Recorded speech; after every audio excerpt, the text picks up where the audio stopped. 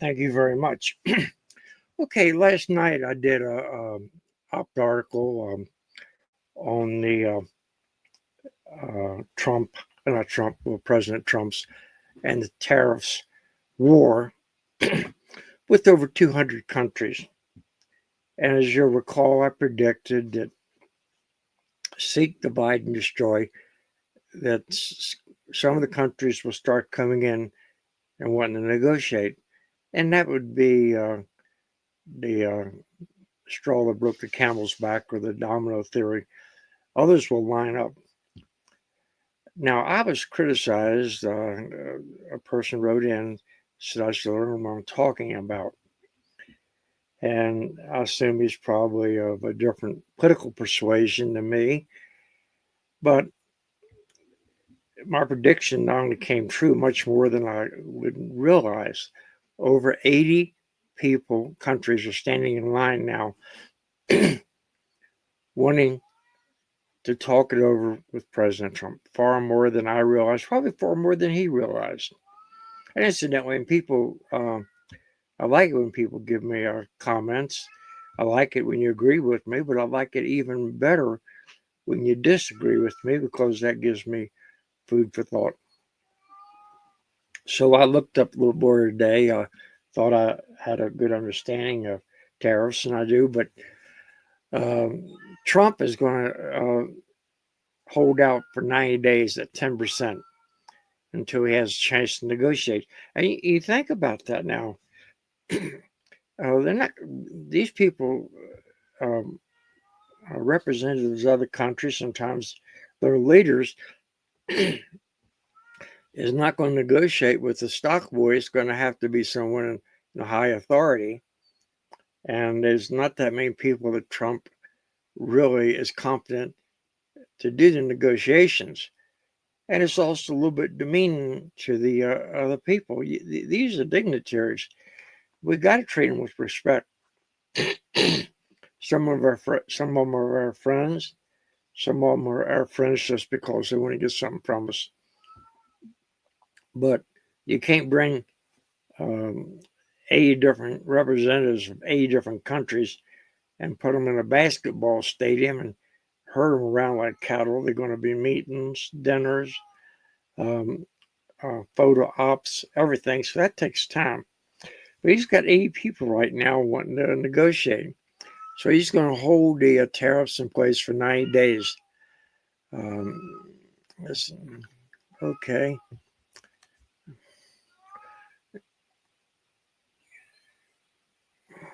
Let me pull it in a little bit. So I looked up a little bit about the tariffs today. The Tariff Act was acted in 1789. The second bill, I repeat, the second bill signed by President George Washington imposing a tariff of about 5%, only 5% chunk change on nearly on all imports with a few exceptions. In 1790, the United States Revenue Cutter Service was established to primarily enforce the collection of import tariffs. This service later became the United States Coast Guard, one of the oldest departments we have. I think the Park Police, we might be tied with them. Now, China's tariffs stayed in place with China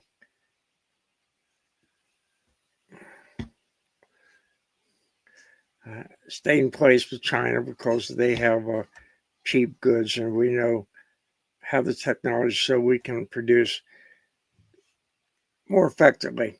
Let me just go over that a little bit again. China's tariffs are staying in place. We have options. Um, sure, they're producing this merchandise at a cheaper level, a cheaper price than we can do. You know, you pay someone $2 a day. It's amazing how cheap that merchandise comes. But this is not the 70s. We've come a long way since the computers, robotics, technology. So we can produce goods now almost as cheap as China. And that's a great bargaining chip. We can upgrade our factories. We upgrade our factories. The used equipment can be for other countries, emerging markets that would like to find a nice living for their people. That's what we can. Now, according to an economist, Douglas Irvin, IRWIN, tariffs have served three primary purposes. One, to raise revenue for the government, to restrict import and protect domestic products from foreign competition, and to reach reciprocal agreements that reduce trade barriers. From 1790 to 1860, average tariffs increased from 20% to 60%, before again declining back to 20%. From 1861 to 1933, he characterized the restriction period. Average tariffs increased up to 50%. It remained at that level for several decades.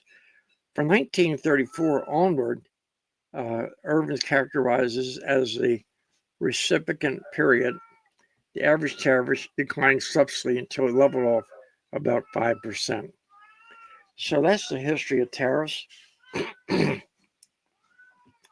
Tariffs was the way we raised money. States weren't ponying up enough money to cover the federal government. And I like that tariffs way. When tariffs are raised, I think it gives the executive office a little better way to control the national purse string. You give Congress trillions and trillions of dollars, well, I kid you not, they're going to spend it like a drunken senator. Now, China is the bad boy on the block. They've been stealing our intellectual products for years, and our patents. And there's three ways I've devised that we can handle this. The first way, steal it back, if possible. The second way is steal some of their intellectual properties. Third way is do both. And I think that will get their attention. The Chinese economy, the gross domestic production, is probably zero. They're predicting 5%. If they go on for very much longer, they could be in a negative. President Trump is determined. President Trump, remember, he has a track record of keeping promises. He has a beautiful way of just every day showing the American people what he's doing. As long as the long-term goal is clear, he's communicating the way as American people are going to be stick with him to the point the Chinese are starting from chopsticks to stay alive. Hope we don't come to that. I'd like to ask you to like and subscribe. Like and subscribe to my site. That's the way I see it. Cowboy Ron. Good night.